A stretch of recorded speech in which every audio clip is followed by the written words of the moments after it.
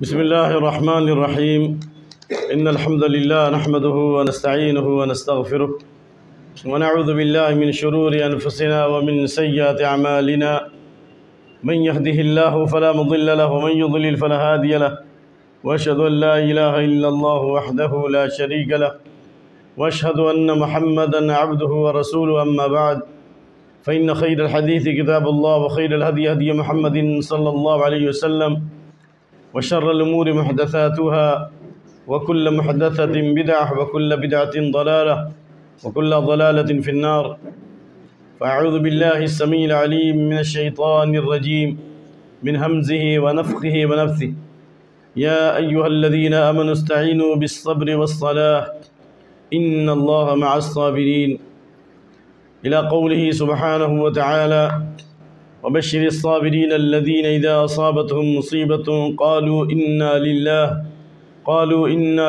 وإنا إليه راجعون أولئك عليهم صلوات من ربهم ورحمة وأولئك هم المهتدون اللهم إنا نسألك الهدى والتقى والعفاف والغنى اللهم حبب إلينا الإيمان وزينه في قلوبنا وكره إلينا الكفر والفسوق والعصيان واجعلنا من الراشدين اللهم زينا بزينة الإيمان واجعلنا هداة مهتدين رب اشرح لي صدري ويسر لي أمري واحلل عقدة من لساني يفقهوا قولي رب زدني علما۔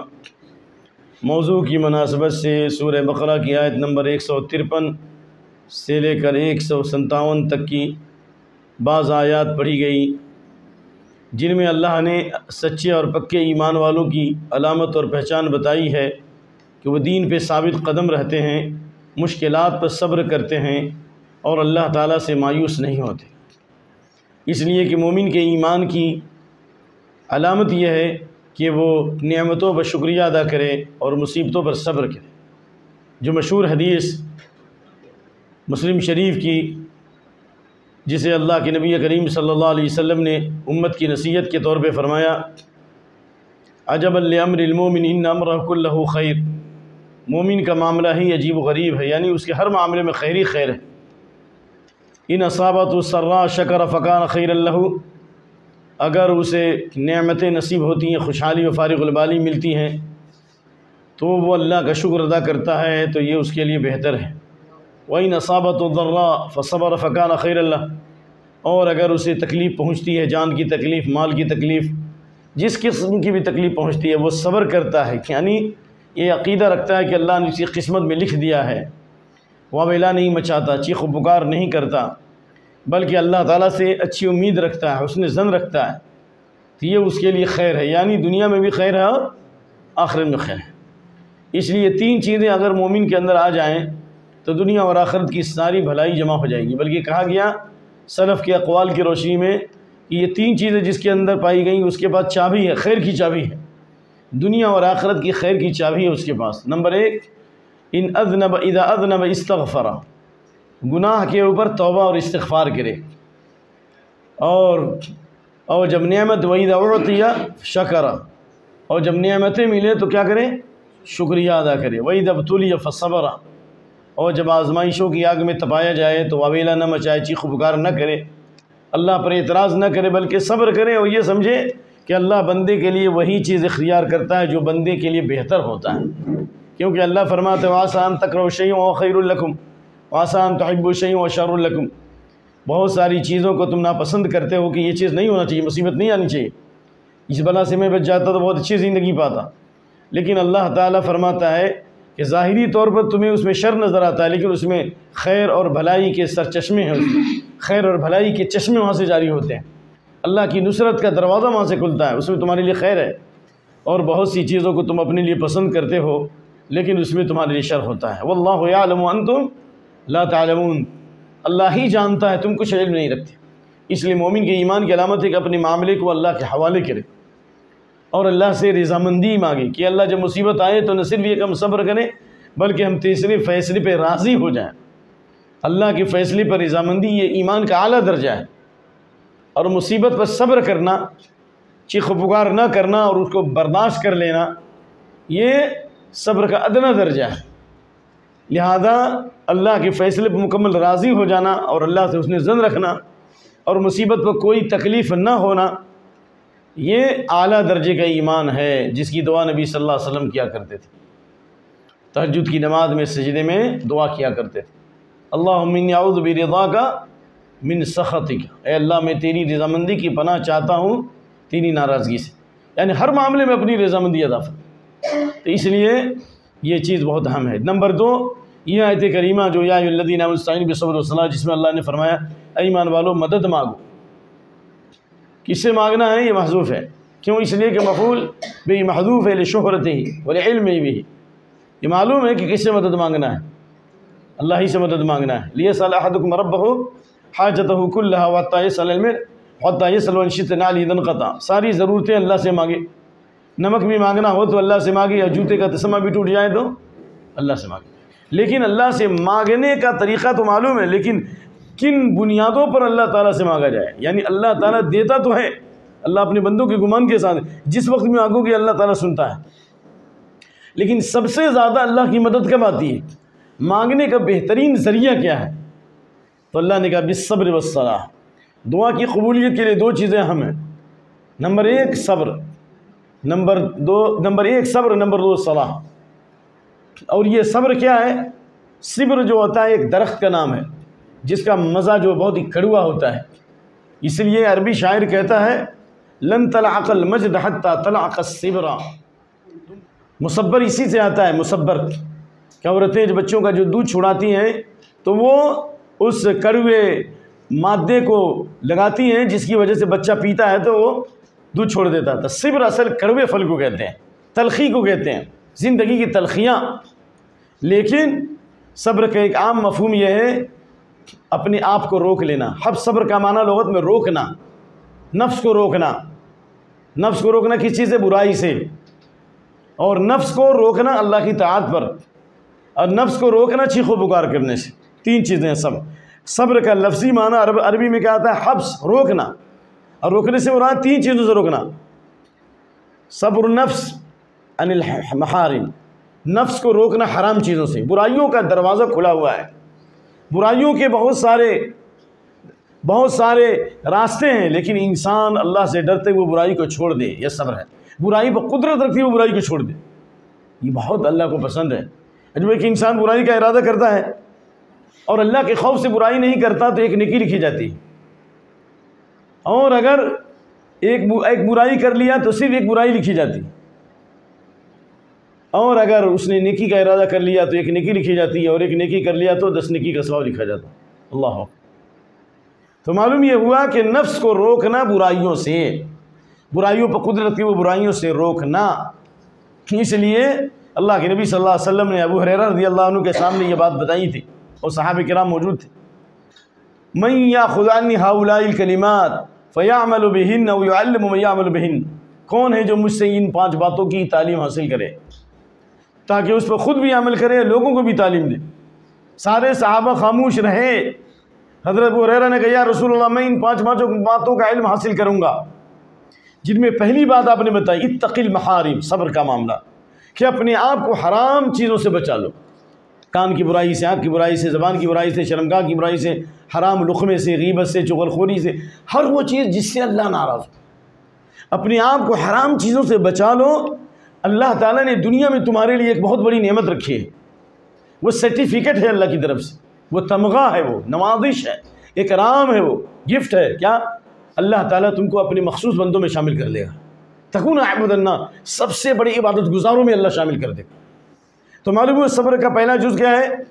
اپنے آپ کو برائی سے روکنا، برائی پر قدرت کی وہ برائی سے روکنا۔ آخر حضرت یوسف علیہ السلام کو اللہ تعالیٰ پہلے ہی نبوت دے دیتا، یوسف علیہ السلام کو بادشاہت اللہ پہلے ہی دے دیتا، بشارت تو مل گئی تھی نا۔ بھائی یوسف علیہ السلام نے جو خواب دیکھا کہ 11 سجدے اور سورج اور چاند مجھے سجدہ کر رہے ہیں، تو اس کی تعبیر کیا بتائی تھی کہ اللہ تعالیٰ یجتبیک ربک ویعلمک من تعویل الحدیث، اللہ تمہیں چن لے گا، خوابوں کی تعبیر عطا کرے گا، اللہ تم کو بہت بڑے مقام پہ لے جائے گا، ہے نا۔ لیکن خواب دیکھا بھی، تعبیر کب ہوئی؟ 40 سال سے کے بعد۔ اس بیچ میں کیا کیا امتحانات ہوئے حضرت یوسف علیہ السلام، کن لوگوں نے ڈالا کنویں کے اندر؟ بھائیوں نے ڈالا۔ صبر کیا یا نہیں کیا؟ مصر کے بازار میں بیچے گئے، صبر کیا کہ نہیں کیا؟ چیخ و پکار کر سکتے تھے نا، آواز لگا سکتے تھے۔ مصر کے بازار میں بیچے گئے، عزیز مصر نے خریدا، پھر اس نے اپنی بیوی کے حوالے کیا کہ بہترین نتخذ ولد، ہم اس کو بیٹا بنا لیں گے، یعنی یہ ہمارا بہت فرمانبردار بیٹا رہے گا اور خدمت کرے گا۔ لیکن عزیز کی بیوی نے فحاشی بے حیائی کی دعوت دیا نہیں دی، تو اپنے آپ کو برائی سے روکا کہ نہیں روکا؟ برائی سے کوئی چیز روکنے والی نہیں تھی، صرف اللہ کا خوف تھا۔ عورت نے دعوت دی، قالت حیت لک، قال معاذ اللہ، اللہ کی پناہ مانگی، انہ ربی احسن مثوائی انہ لا یفلح الظالمون، میرے آقا نے مجھے بہترین پناہ دیا، میں خیانت نہیں کرتا۔ اور اللہ نے کہا وَلَقَدْ هَمَّتْ بِهِ وَهَمَّ بِهَا لَوْلَا أَن رَأَىٰ بُرْهَانَ رَبِّهِ۔ عزیز کی بیوی کے دل میں حضرت یوسف علیہ السلام کی محبت پورے طور پر رچ بس گئی تھی، فریفتہ ہو گئی تھی، اور یوسف علیہ السلام کے دل میں بھی برائی پیدا ہو جاتی، یہ صحیح تعبیر ہے۔ کب؟ لولا ان رأى برہان ربی، اگر اپنے رب کی نشانیوں کو نہیں دیکھتے، حجت اور دلیل کو اللہ تعالیٰ نہیں دکھلاتا، اللہ ان کے قلب کو روشن نہیں کرتا، اللہ ان کی حفاظت نہیں کرتا، تو وہ برائی سے نہیں بچتی۔ لیکن اللہ نے کہا ہم نے اس برائی سے بچایا اس کو، کیوں بچایا؟ لنصرف عنہ السوء والفحشاء، ہم نے برائیاں ان سے دور کر دیں، فحاشی دور کر دی، ایمان کی حفاظت کی، دین کی حفاظت کی، اخلاق کی حفاظت کی، مقام نبوت کی حفاظت کی، منصب نبوت کی حفاظت کی، ان کے خاندان کو داغ لگنے سے بچایا اللہ نے۔ کیوں بچایا؟ اس لیے نہیں کہ بہت بڑی خوبصورت ہے، اس لیے نہیں کہ اللہ نے ان کو بادشاہت دی تھی، نہیں، بلکہ اس لیے کہ انہ من عبادنا المخلصین، اس لیے نہیں کہ وہ نبی کے بیٹے، نبی کے پوتے، نبی کے پرپوتے تھے، نہیں، اللہ نے کیوں بچایا؟ انہ من عبادنا المخلصین، اللہ کے مخلص بندے تھے، اخلاص تھا ان کے۔ تو اس کا نتیجہ کیا ملا ان کو؟ اللہ تعالیٰ نے مصر کی بادشاہت دی، سارے ظالم بھائیوں کو ذلیل کیا، اللہ نے ماں باپ سے ملاقات کرا دی، اور اللہ نے اس مقام پر فائز کیا، رب قد آتیتنی من الملک وعلمتنی من تاویل الحدیث فاطر السماوات والارض انت ولی فی الدنیا والآخرہ توفنی مسلما والحقنی بالصالحین۔ بلکہ جب یوسف علیہ السلام کے بھائی جب آئے آخری بار، اور حضرت یوسف علیہ السلام نے کہا هل علمتم ما فعلتم بيوسف واخذ انتم جاہلون، تمہیں یوسف اور ان کے بھائیوں کے ساتھ کیا کیا ہے تم لوگوں نے؟ یوسف علیہ السلام جب بادشاہ تھے اور غلہ تقسیم کر رہے تھے، اور یوسف علیہ السلام کے بھائی لوگ جب گئے غلہ لینے تو یوسف علیہ السلام نے پہچان لیا پہلی مرتبہ، لیکن بھائیوں نے نہیں پہچانا۔ کیوں؟ بھائیوں کے خیال میں یہ تھا کہ ہم نے کنویں میں ڈال دیا، بس کہیں غلام کی حیثیت بھیج دیا گیا ہوگا، مر گیا ہوگا۔ وہ کبھی سوچ بھی نہیں سکتے تھے کہ یوسف مصر کا بادشاہ بن جائے گا، منصب نبوت اور فائز ہو جائے گا۔ تو حضرت یوسف علیہ السلام نے پوچھا تم نے یوسف اور ان کے بھائیوں کے ساتھ کیا معاملہ کیا، تمہیں معلوم ہے؟ کہا کہ تم کو کیا معلوم یوسف کے بارے میں؟ لگتا ہے کہ تم ہی یوسف تو نہیں؟ اِنَّكَ لَأَنْتَ یوسف، کیا آپ ہی یوسف ہو؟ کہا میں یوسف، میں یوسف ہوں، هذا اخی، اور میرا بھائی ہے، کون؟ بنیامین۔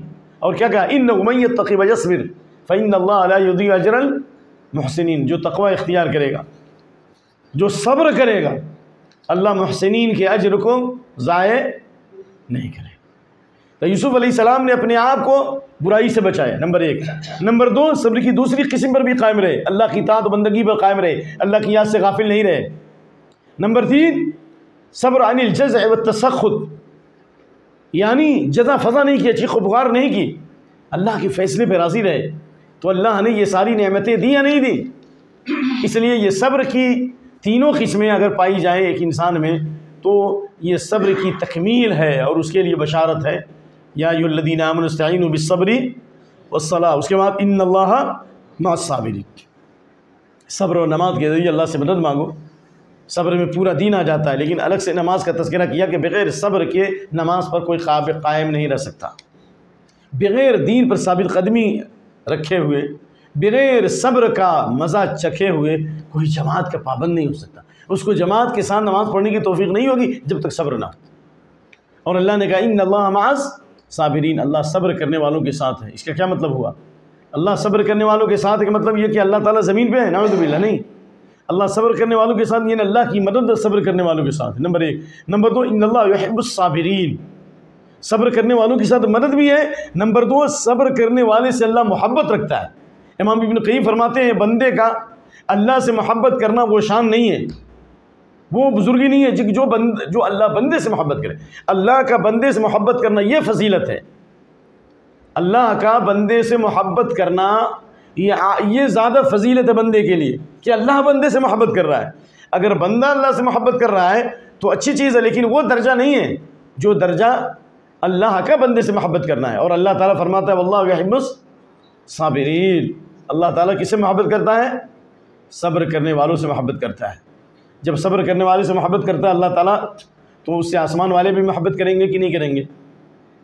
آسمان کے فرشتے محبت کریں گے کہ نہیں؟ جو اللہ کا محبوب ہے وہ آسمان کے فرشتوں کا بھی محبوب ہوگا کہ نہیں؟ جو اللہ کا محبوب ہے زمین والے بھی اس سے محبت کریں گے کہ نہیں کریں گے؟ اس لیے اللہ کے نبی صلی اللہ علیہ وسلم نے اس سلسلے میں فرمایا ان عظم الجزاء مع عظم البلاء، بلائیں اور مصیبتیں جو آتی ہیں یہ اللہ تعالیٰ کی محبت کی علامت ہے۔ اللہ جب کسی سے محبت کرتا ہے تو اس کو آزمائشوں کی آگ میں تپاتا ہے۔ بخاری شریف کی حدیث ہے من یرد اللہ بخیر یصب منہ، جس کے ساتھ اللہ بھلائی کا ارادہ کرتا ہے اللہ اس کو مصیبت میں ڈالتا ہے۔ اس سے معلوم یہ ہوا کہ مصیبت پر گھبرانا نہیں چاہیے، اور یہ اللہ تعالیٰ کا شکر ادا کرنا چاہیے کہ اللہ نے ہمیں اس لائق سمجھا۔ لیکن کبھی یہ انسان تمنا نہ کرے کہ اللہ اس کو مصیبت میں ڈالے، دعا کرے کہ اللہ ہمیں عافیت عطا فرما، سلامتی عطا فرما۔ جس ابو بکر صدیق فرماتے تھے لا نبتلی بالسراء فاشکر خیر لی من ان ابتلی بالضراء فاصبر، اگر اللہ نعمتوں کے اوپر مجھے شکریہ کی توفیق عطا فرمائے، یہ مجھے زیادہ پسند ہے کہ میں مصیبت پر صبر کروں، کہ مصیبت میں انسان کبھی کبھی دین سے پھر جاتا ہے۔ تو یہ دعا یہ کرے کہ اللہ عافیت عطا فرما، سلامتی نازل فرما۔ لیکن اگر مصیبت آ جائے تو بندہ اللہ کے فیصلے پر راضی ہو، اور راضی اس لیے ہونا کہ ان عظم الجزاء مع عظم البلاء، جتنی بڑی مصیبت آئے گی اسی مصیبت کے مطابق اللہ نے بدلہ و ثواب رکھا ہے۔ کیوں؟ اس لیے کہ اللہ کے نبی کی حدیث ہے ان اللہ اذا حب قوما ابتلاهم، جب اللہ کسی سے محبت کرتا ہے تو اللہ اس کو آزمائشوں کی آگ میں تپاتا ہے۔ سونے اور چاندی کو اگر آگ پہ نہ تپایا جائے تو سونا اور چاندی خالص کیسے بنے گا؟ اس لیے کہ خالص سونے اور چاندی کو آگ پہ تپا کر کے جھانک کو الگ کرتے ہیں اور اصل جو مادہ ہوتا ہے اس کو الگ رکھتے ہیں۔ اسی طرح یمیز اللہ الخبیث من الطیب، اللہ پاک کو ناپاک سے الگ کرنا چاہتا ہے۔ جو انسان میں بہت ساری خوبیاں ہیں، اخلاص ہے، تقوی ہے، بزرگی ہے، ایمان ہے، جوامردی ہے، پامردی ہے، اور اسی طرح علم کی قوت ہے، بہت ساری خفیہ صلاحیتیں انسان کے اندر ہیں جو کیچڑ میں چھپی رہتی ہے۔ کیچڑ میں کمل کھلتا ہے نا، اب دیکھتے ہیں نا کہ یہ بہت سارے سونے جو نکلتے ہیں تو کس میں ہوتے ہیں؟ وہ زمین کے اندر ہوتے ہیں، اس کو باضابطہ اس کو نکالا جاتا ہے، اس کو ریفائن کیا جاتا ہے، کئی مرحلوں سے گزر کر کے تب سونا آتا ہے مارکیٹ۔ تو بہت سی خفیہ صلاحیتیں انسان کے اندر ہوتی ہیں، اللہ اس کو نکالتا کیسے؟ مصیبتوں میں ڈال کر، بلاؤں میں ڈال کر، پریشانیوں میں ڈال کر، تاکہ اس میں عاجزین کی ساری آئے، استغفار آئے۔ تو اس لیے جب اللہ بندے سے محبت کرتا ہے اس کو آزمائشوں کی آگ میں تپاتا ہے۔ جو راضی ہو گیا اللہ اس سے راضی ہو گیا، جو ناراض ہو گیا اللہ اس سے ناراض ہو گیا۔ یہ حدیث بھی ترمذی کی ہے، اور ترمذی کی دوسری حدیث کہ صحابہ کرام نے پوچھا سب سے زیادہ آزمائش کس کی ہوئی؟ تو آپ نے فرمایا اشد الناس بلاء الانبیاء، سب سے زیادہ آزمائش انبیاء کی ہوئی ہے۔ اب دیکھ لیجئے حضرت آدم علیہ السلام سے لے کر محمد صلی اللہ علیہ وسلم تک جو قرآن میں اللہ نے حضرت آدم کو نہیں آزمایا؟ بھائی آدم علیہ السلام کو آزمایا نہیں آیا کہ اس درخت کے قریب مت جانا؟ حضرت نوح علیہ السلام کو آزمایا کہ نہیں؟ 950 برس دعوت دیتے رات دن، تمام انبیاء کو اللہ نے آزمایا، اور سب سے زیادہ آزمائش نبی صلی اللہ علیہ وسلم کی۔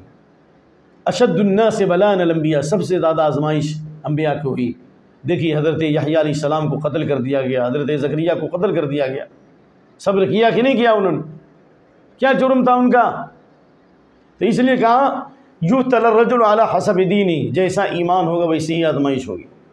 فإن كان في دینی صلابۃ اشتد بلاؤ، اگر دین میں سخت ہوگا تو آزمائش بھی بہت کڑی ہوگی۔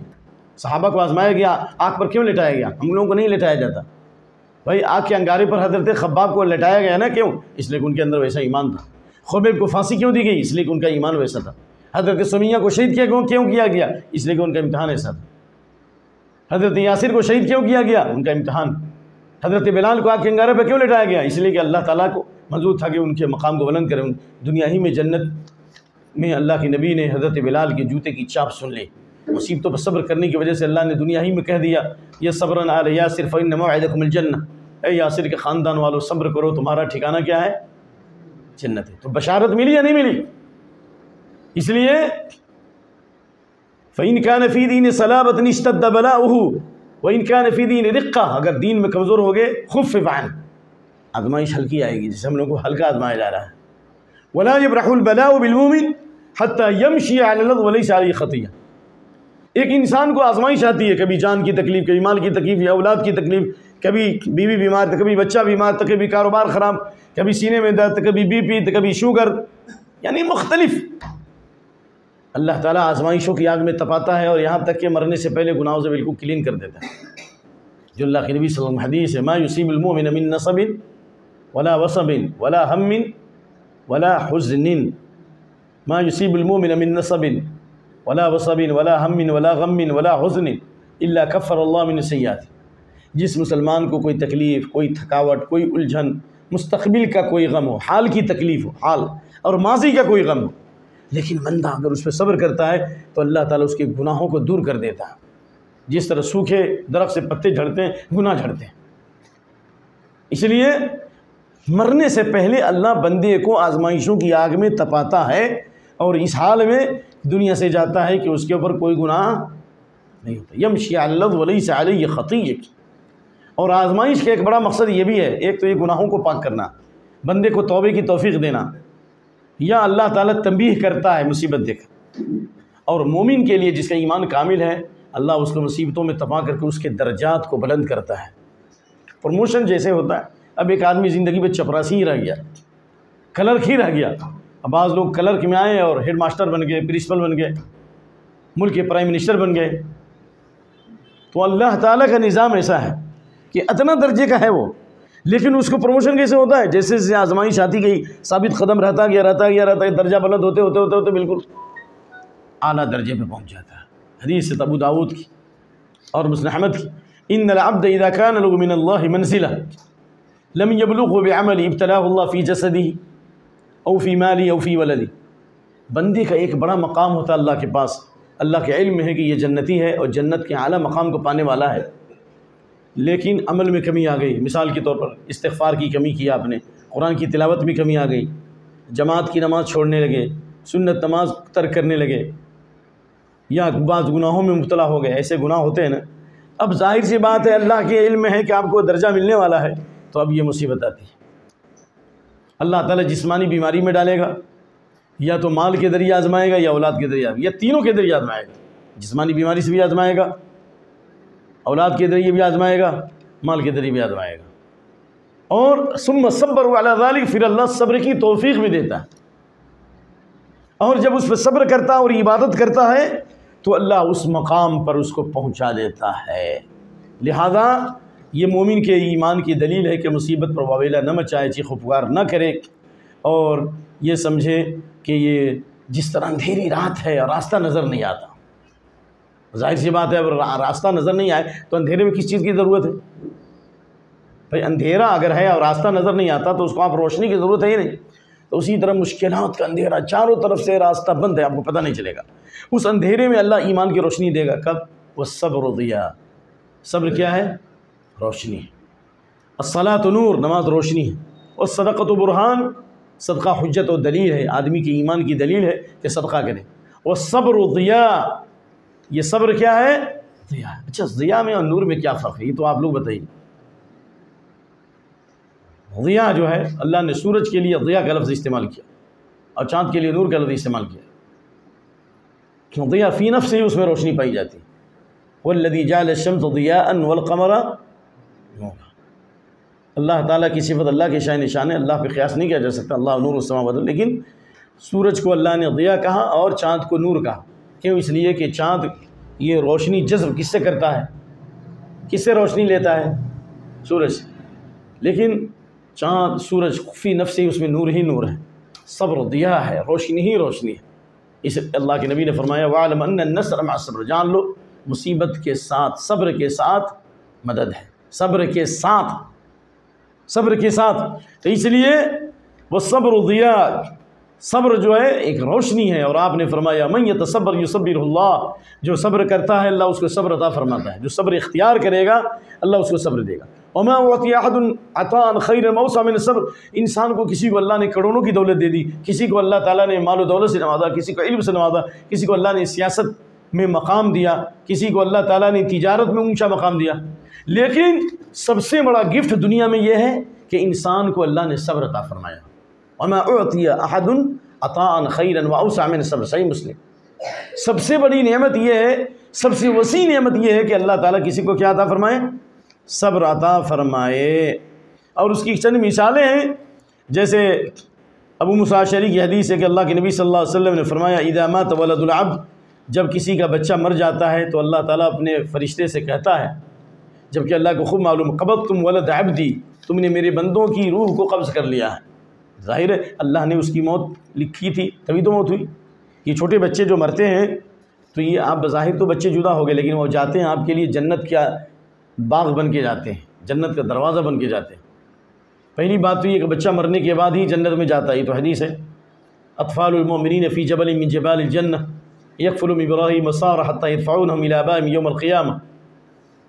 مومن کے جو بچے ہوتے ہیں وہ مرنے کے بعد جنت کے پہاڑوں میں سے ایک پہاڑ میں ہوتے ہیں. ابراہیم اور سارہ کی کفالت میں ان کی پرورش ہوتی ہے، قیامت تک ان کی پرورش ہوتی رہے گی جنتی میں. اور قیامت کے دن ابراہیم اور سارہ علیہ السلام ان کے ماں باپ کے حوالے کریں گے. تو نعمت ہے یا نہیں ہے بولیے؟ نمبر ایک. نمبر دو، حضرت ابراہیم کا جب انتقال ہوا آپ کے بیٹے کا اور آپ نے ان کی موت پر آنسو بھی بہائے تو آپ نے کہا ان لہ مرضعا فی الجنہ، اللہ نے جنت میں اس کے لیے دودھ پلانے والی کو متعین کر دیا ہے. سمجھ میں آ رہی بات؟ اس سے علماء نے استنباط کیا کہ کوئی کام انسان نے شروع کیا اور مکمل نہیں ہو سکا تو اللہ مرنے کے بعد مکمل کر دے گا. ابراہیم کے مرنے کے بعد اللہ نے دودھ پلانے والی ماں ان کی رکھ دی جنت میں، اور بچہ جو چھوٹے میں مر گیا تو اللہ نے اس کی تربیت کا انتظام کہاں رکھ دیا؟ ہاں. اور یہ بچے اپنے ماں باپ کو لے کے جنت میں جائیں گے. تو یہ جیسے مثال ہے، جب بندے کا کوئی بچہ مر جائے اور اس پر صبر کرے تو اللہ فرماتا ہے میرے بندے کی روح، میرے بندے کے بیٹے کو تو نے قبض کر لیا. وہ کہتے ہیں بالکل یا ربنا فقبضتم ثمرۃ فؤادہ، تو نے اس کے دل کے ٹکڑے کو، دل کا ٹکڑا بتایا گیا، دل کا ٹکڑا ہے وہ. کہا کہ بالکل صحیح ہے اللہ، تو نے صحیح فرمایا. ماذا قال عبدی، میرے بندے نے کیا کہا؟ اللہ کو خوب معلوم ہے کہ میں نے اپنے بندے کے ایک اولاد کو قبض کر لیا، اس آزمایا میں نے اس کو، تو اس نے کچھ دعا پڑھی یا نہیں پڑھی یا واویلا مچایا؟ تو فرشتے کہتے حمدک واسترجعک، تیرے بندے نے تیری تعریف کی، تیری بڑائی بیان کی. واسترجعک اور انا للہ پڑھا، یعنی یہ یقین رکھا کہ ہم اللہ ہی کے لیے ہیں اور اللہ ہی کی طرف پلٹنے والے ہیں. تو اللہ تعالیٰ فرماتا ہے سبحان اللہ، اللہ تعالیٰ فرماتا ہے ابن لعبدی بیتا فی الجنہ، میرے بندے کے لیے جنت میں گھر بنا دو. اچھا یہ گھر بنانے کے لیے کیوں کہا؟ ایک منٹ، پہلے سے جنت میں گھر ہے یا نہیں؟ جنت تیار ہے، یہ تیار ہوگی بھائی؟ آپ لوگ بتائیے بھائی، کھانا ہر چیز آپ ریڈی میڈ لیں گے، کچھ آپ لوگ بھی بولیے. جنت تیار ہے یا تیار ہوگی؟ معتزلہ کا عقیدہ ہے کہ جنت ابھی تیار نہیں، قیامت کی دن تیار ہوگی. ابھی جنت تیار ہے یا تیار ہونا باقی ہے؟ تیار ہے. اعدت للمتقین. تو جب جنت تیار ہے تو کیوں کہا میرے بندے کے لیے جنت میں گھر بناؤ؟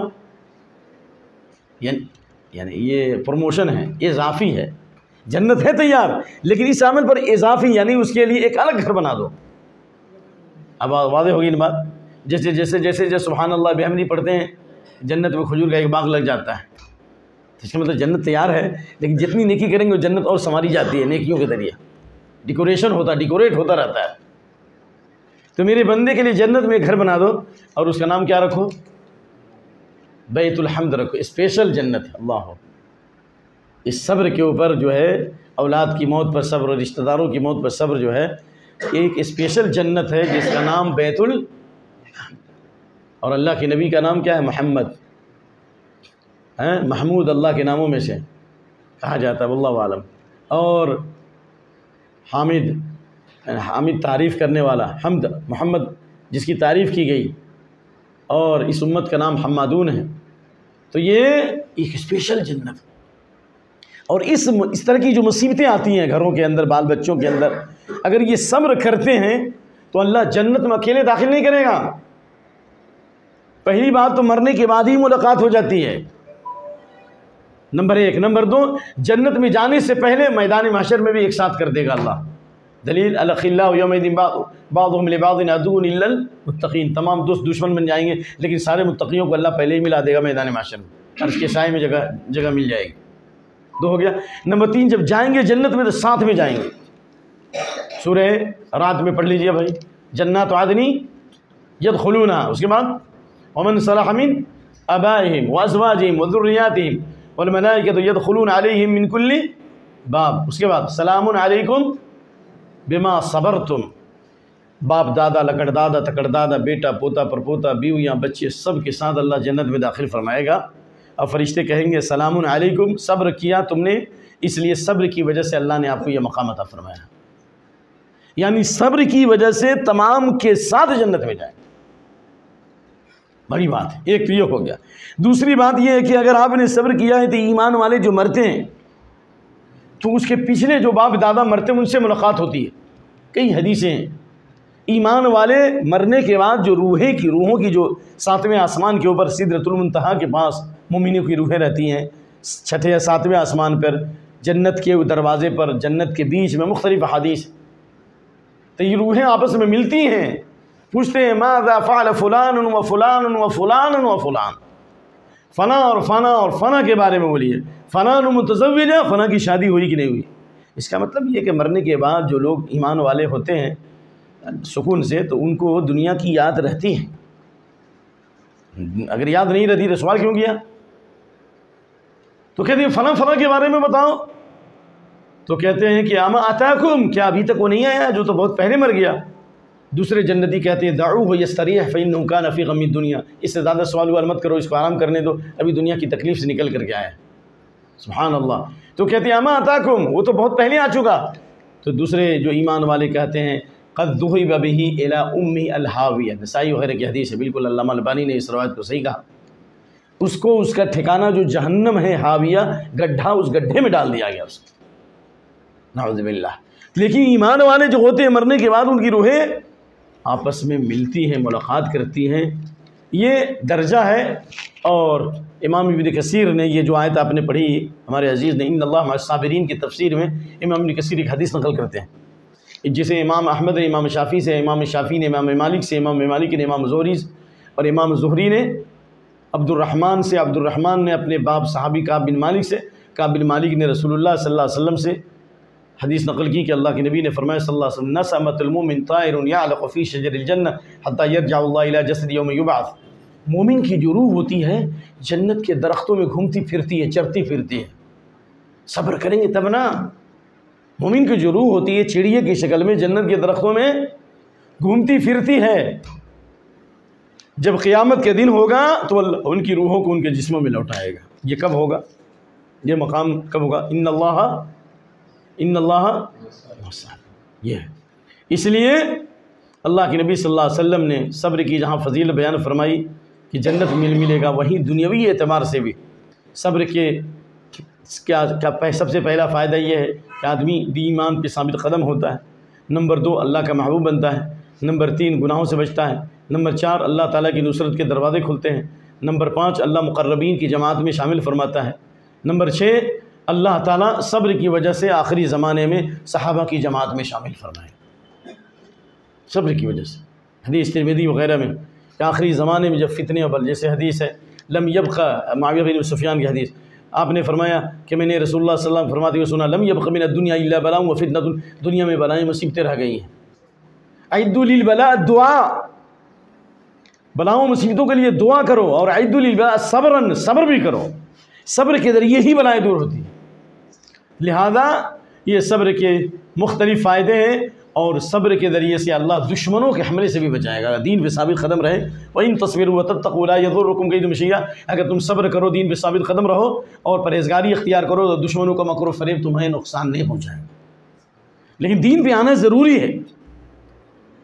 اس لیے اللہ کے نبی نے فرمایا الصبر فیہن کالقبض علی الجمر، ایسے اوقات میں جب کہ فتنوں کا ظہور ہوگا، ایمان کا بچانا اتنا مشکل ہوگا جب گویا کہ ہاتھ میں چنگاری رکھنا، چنگاری کیسے رکھیں گے؟ ہاتھ جل جائے گا، لیکن اگر قوت سے رکھیں گے تو پکڑ لیں گے آپ۔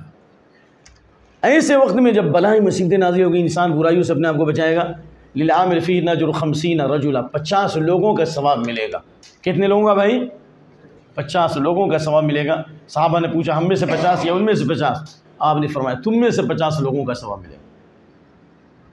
یہ ساری فضیلتوں کے بعد بھی اگر ہم صبر نہ کریں تو، اور سب سے بڑی نعمت کیا ہے؟ اللہ نے کہا وَلَنَبْلُوَنَّكُمْ بِشَيْءٍ مِّنَ الْخَوْفِ، دشمنوں کے خوف کے ذریعے، والجوع بھوک کے ذریعے، اچھا بھوک سے متعلق اللہ نے انبیاء کو بھی بھوک کے ذریعے آزمایا۔ مصنف ابن شیبہ میں بعض طلبۃ العلم سے ہمیں پتہ چلا، ایسی روایتیں ہیں کہ بعض انبیاء کو اللہ نے بھوک سے آزمایا، یہاں تک کہ بھوک کے ذریعے انبیاء بھی دنیا سے چل بسے۔ اللہ بھوک کے ذریعے آزمائے گا، ونقص من مالوں میں کمی کر کے، پھلوں میں کمی، پیداوار میں کمی، آمدنی میں کمی، لیکن وبشر الصابرین، صبر کرنے والوں کو کیا سنا دو؟ بشارت سنا دو۔ کس چیز کی بشارت؟ ہر چیز کی بشارت۔ بشارت کس چیز کی؟ لهم البشریٰ فی الحیات الدنیا فی الآخرہ، دنیا میں بھی اور آخرت کی بشارت، دنیا اور آخرت دونوں کی بشارت۔ صحابہ کو آزمایا گیا تو صحابہ کو اللہ نے بشارت دی یا نہیں دی؟ عزت دی یا نہیں دی؟ بھائی حضرت عمر مالدار ہوئے کہ نہیں ہوئے؟ اتنے مالدار ہو گئے کہ انہیں پوری زمین ہی وقف کر دی غزوہ خیبر کے بعد۔ سارے صحابہ غنی مالدار ہو گئے، دنیا ان کے قدموں پہ آ گئی، دنیا ان کے پیچھے دوڑتی تھی۔ سب کچھ ملا کہ نہیں ملا؟ ان کو عزت ملی کہ نہیں ملی؟ اس لیے یہ بہت بڑی نعمت ہے۔ وبشر الصابرین الذین اذا اصابتهم مصیبۃ قالوا انا للہ وانا الیہ راجعون۔ جب بھی کوئی تکلیف ہو، کوئی مصیبت ہو، کوئی وبا آئے، بجائے اس کے کہ ہم چیخ و پکار کریں، ہم یہ دعا پڑھیں انا للہ وانا الیہ راجعون، ہم اللہ ہی کے لیے ہیں اور اللہ ہی کی طرف پلٹنے والے ہیں، یقین سے پڑھیے۔ اور اگر ہو سکے تو یہ دعا بھی ملا لیجیے، اللہم اجرنی فی مصیبتی واخلف لی خیرا منہا۔ مصیبت پر صبر کرنے اور یہ دعا پڑھنے کا 3 فائدہ ہے۔ پہلا فائدہ کیا ہے بھائی؟ صلوات من ربہم، اللہ آپ کا ذکر خیر فرشتوں میں کرے گا۔ پرائم منسٹر آپ کا تذکرہ کرے اپنی مجلس میں تو آپ کے لیے شرف ہے یا نہیں؟ اللہ تعالیٰ فرشتوں میں آپ کا ذکر کر رہا ہے، میرے فلاں خاص بندے ہیں۔ یہی تفسیر امام بخاری نے کی ہے، صلاۃ اللہ اے ثناء علی عند الملائکہ نبی العالیہ۔ جب اللہ تعالیٰ مصیبت پر صبر کرنے والوں پر صلاۃ نازل کرتا ہے تو اس کا مطلب یہ ہے کہ اللہ مقربین فرشتوں میں اللہ ان کا تذکرہ کرتا ہے، نمبر 1۔ نمبر 2، مصیبت پر صبر کریں گے، انا للہ پڑھیں گے، اللہ کی رحمتیں نازل ہوں گی۔ جب رحمت نازل ہوگی تو قلب پر رحمت نازل ہوگی، دماغ پہ رحمت نازل ہوگی، اولاد پہ رحمت نازل ہوگی، کاروبار پہ رحمت نازل ہوگی، معاملات پہ رحمت نازل ہوگی، ہر جگہ خیر خیر خیر خیر۔ تیسرا فائدہ کیا ہے بھائی صبر کا؟ اولئک هم المہتدون۔ مہتدون کا معنی کیا ہے؟ ہدایت۔ کیا مطلب ہدایت؟ یعنی اللہ صبر کرنے کی وجہ سے دین کی معرفت عطا فرمائے گا، حق کی معرفت عطا کرے گا، ایمان اور یقین میں اضافہ کرے گا، ایمان اور یقین میں اضافہ کرے گا، شیطان اور اس کے شبہات سے بچائے گا اللہ، شبہات سے۔ ایک۔ نمبر 2، اللہ نیک عمل کی توفیق عطا فرمائے گا۔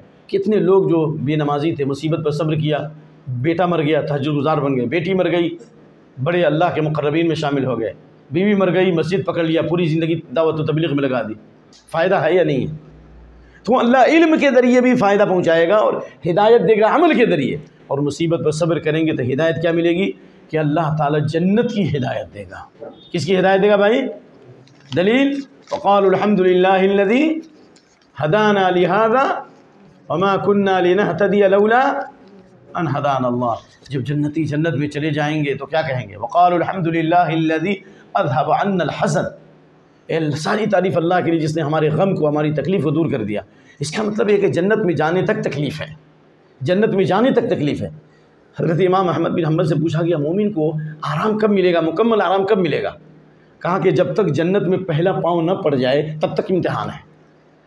جب جنت میں انٹری ہو جائے گی، جیسے پہلا پاؤں داخل ہو گیا خلاص اب آپ کے لیے راحت ہے، نہیں تو اس سے پہلے آزمائش ہے، قبر کی آزمائش، میدان محشر کی آزمائش، حساب و کتاب کی آزمائش، جنت میں پل صراط پار کرتے ہوئے آزمائش، اس کے بعد بھی آزمائش، جنت کے دروازے پر سے بھی لوگوں کو واپس لے لیا جائے گا اگر ہمارے معاملات غلط ہیں۔ لیکن جنت میں جب پہلا قدم پڑ گیا خلاص جنتی کہیں گے اللہ نے ہماری ساری تکلیف کو دور کر دیا، اور الحمدللہ الذی ہدانا لہذا، تمام تعریف اس اللہ کے لیے جس نے ہمیں ہدایت دی جنت کی۔ تو یہ جنت کی ہدایت عطا فرمائے گا کب؟ اولئک هم المہتدون، جب مصیبت پر صبر کریں گے اور انا للہ وانا الیہ راجعون پڑھیں گے۔ تو جس طرح آپ نے صبر کیا اسی طرح یہ بھی کوشش ہونی چاہیے کہ صبر کی جو آیتیں ہیں ان کو جمع کر لیجئے، صبر کی حدیثوں کو جمع کر لیجئے، صبر کے کچھ واقعات جمع کر لیجئے۔ مثال کے طور عروہ بن زبیر بڑے جلیل القدر تابعی ہیں، حضرت عائشہ کے بھانجے ہیں، 7 بڑے عالموں میں ہیں، یعنی بڑے بڑے بادشاہ ان کے سامنے گھٹنے ٹیکتے تھے۔ خلیفہ کے دل میں یہ تمنا ہوئی کہ میں عروہ بن زبیر کو دیکھوں، اتنا بڑا نیک عبادت گزار آدمی ذرا میں دیکھنا چاہتا ہوں۔ عروہ بن زبیر جب خلیفہ کے استقبال میں گئے یا ان سے ملاقات کے لیے گئے تو اللہ نے آزمائشوں میں ڈالا، پہلا پاؤں کاٹ دیا گیا، دونوں پاؤں کاٹ دیا گیا، اللہ نے آزمایا۔ ابو وائل شقیق بن سلمہ، اللہ نے اتنے بڑے امام و محدث وائل مالک بن حویرث کے شاگرد ہیں، جو انہوں نے رفع الیدین کی حدیثوں میں بھی ان کی روایت موجود ہے، صلو کما رأیتمونی وصلی والی حدیث میں بھی ان کی روایت ہے، جلسہ استراحت والی جو حدیث ہے اس میں بھی ان کی روایت ہے۔ سمجھ میں آ رہی بات نا؟ تو یہ ابو وائل کو بھی اللہ نے آزمایا، جسمانی بیماری میں آزمایا، اور اس بیماری میں بھی ان کے بیٹے کو شیر کھا گیا، پھر بھی کہا اللہ تیری یہ تعریف ہے، تو نے مجھے بہت ساری نعمتوں سے نوازا، اور کم سے کم تو نے زبان دیا تاکہ میں اپنی زبان سے تیرا شکریہ ادا کروں۔ کیسا ایمان تھا، تھوڑا اندازہ تو کر لیجیے آپ۔ جی عمران بن حسین 27 سال تک آزمائے گئے، کروٹ نہیں بدل سکتے تھے، یہاں تک کہ 27 سال تک بیڈ پر لیٹے رہے، صبر کرتے رہے، ایمان پر قائم رہے، عبادت کرتے رہے۔ آپ پڑھ لیجئے جرح و تعدیل اور اسماء و رجال کی کتابیں، عمران بن حسین ہی کی خصوصیت ہے کہ فرشتے ان سے مصافحہ کرتے تھے۔ کیوں مصافحہ کیا بھائی فرشتے نے عمران بن حسین سے مصافحہ کیوں کیا؟ اس لیے کہ مصیبت پر انہوں نے صبر کیا۔ یہ سب واقعات بھی ہمیں پڑھنا چاہیے، آیتوں کو جمع کر لیجئے، حدیثوں کو جمع کر لیجئے، نبی صلی اللہ علیہ وسلم کی سیرت کے مطالعہ کیجئے، صحابہ کے واقعات، اور یہ سلف کے چند واقعات کو جمع کیجئے، تو اس سے ہمارے اندر ایمان میں اضافہ بھی ہوگا اور عزم و ہمت پیدا ہوگی، اور ہمارے اندر یہ ہوگا کہ ہم مصیبت پر صبر کریں۔ اور آخری زمانے میں اللہ کے نبی نے فرمایا کہ میری امت کی آزمائش ہوگی، لوگ سونے اور چاندی کو جمع کرنے میں بہت آگے بڑھیں گے، یعنی روپیے اور پیسے کی طرف دوڑیں گے۔ تو ہمارے لیے صبر کا طریقہ یہ ہے کہ یہ دعا یاد کر لیں۔ آخری زمانے میں اگر آپ صابرین میں شامل ہونا چاہتے ہیں، مقربین میں شامل ہونا چاہتے ہیں، دولت کے فتنے سے بچنا چاہتے ہیں، شہوات کے فتنے سے بچنا چاہتے ہیں، دشمنوں کے حملے سے بچنا چاہتے ہیں، تو شداد بن اوس کی روایت کہ آپ نے کہا یہ دعا یاد کرو، ترمذی کی حدیث ہے، بالکل صحیح حدیث۔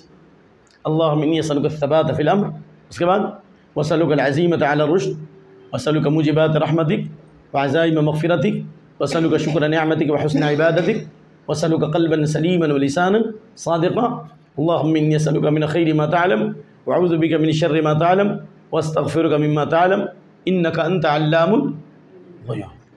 اے اللہ دین پر ثابت قدمی کا سوال کرتا ہوں، نیکی و بھلائی کے کاموں میں پختہ ارادے کا سوال کرتا ہوں، نعمتوں پر شکر گزاری کا سوال کرتا ہوں، میں تجھ سے سوال کرتا ہوں کہ میں سچی زبان عطا فرما، پاک و صاف دل عطا فرما۔ اے اللہ میں تجھ سے سوال کرتا ہوں ہر اس بھلائی کا جو تو جانتا ہے، اے اللہ میں تیری پناہ چاہتا ہوں ان تمام برائیوں سے جو تو جانتا میں نہیں جانتا، اور اے اللہ بے شک تو ہر غیب کا جاننے والا۔ ان دعاؤں کا اہتمام کیا جائے۔ اللہ سے دعا ہے کہ اللہ ہمیں صابرین، شاکرین، قانتین، خاشعین میں شامل فرمائے، سلف صالحین کے واقعات کو یاد کرنے کی توفیق دے۔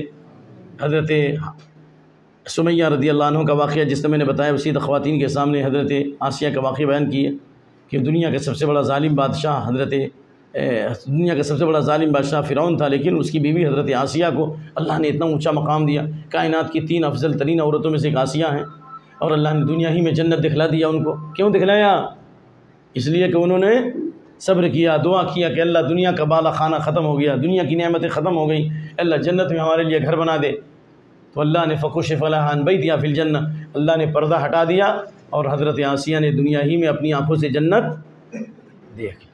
لہذا ان واقعات کو پڑھیں اور ہر وقت انا للہ و انا الیہ راجعون، اللہم اجرنی فی مصیبتی واخلفی خیر منہا پڑھیں گے، دنیا میں بھی نعمت عطا فرمائے گا اور آخرت میں بھی، اور اللہ ہمارے لیے نصرت کے اور مدد کے دروازے کھولے گا۔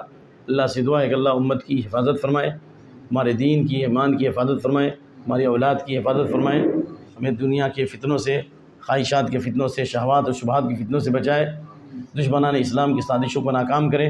جہاں کہیں مسلمان مصیبتوں اور پریشانیوں میں مبتلا ہیں، جیل کی سلاخوں میں اللہ انہیں عزت کے ساتھ نکالے، بے شک اللہ تو ہر چیز پہ قادر ہے۔ اللهم إنا نجعلك في نحورهم ونعوذ بك من شرورهم ربنا ولا تحملنا ما لا طاقة لنا به واعف عنا واغفر لنا وارحمنا أنت مولانا فانصرنا على القوم الكافرين سبحان ربك رب العزة عما يصفون وسلام على المرسلين والحمد لله رب العالمين. السلام عليكم ورحمة الله وبركاته.